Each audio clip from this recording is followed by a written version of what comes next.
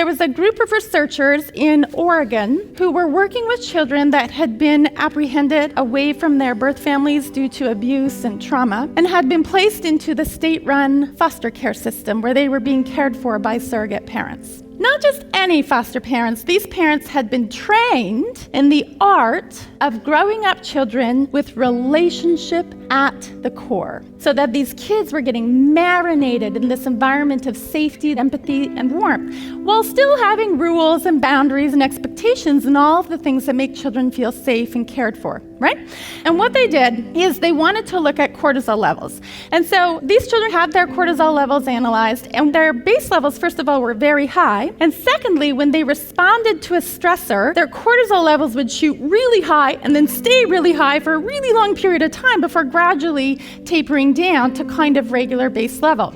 Over time, as they were cared for in nurturing and compassionate ways, what happened is the cortisol response pattern post-stressor was a little blip and then right back down. In order to change a cortisol response pattern, you have to have rewired a brain. And guess how long that took? 3 months. 3 months to forever change the life trajectory of that child. That child now has a chance to be 37 years old and be happy. And how did we get there?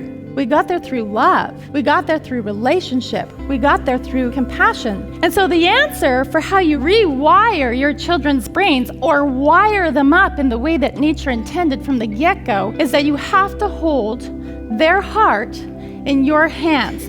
You literally need them to give you their hearts, them knowing that you can be trusted with the safekeeping of that heart, that you will have their back. And when you can see a child for their soul, as opposed to getting stuck on the outside when they're talking back to you and melting down and won't cooperate and really creating huge inconvenience in your life, if you can get past that and see that they're a soul, what an opportunity you give them.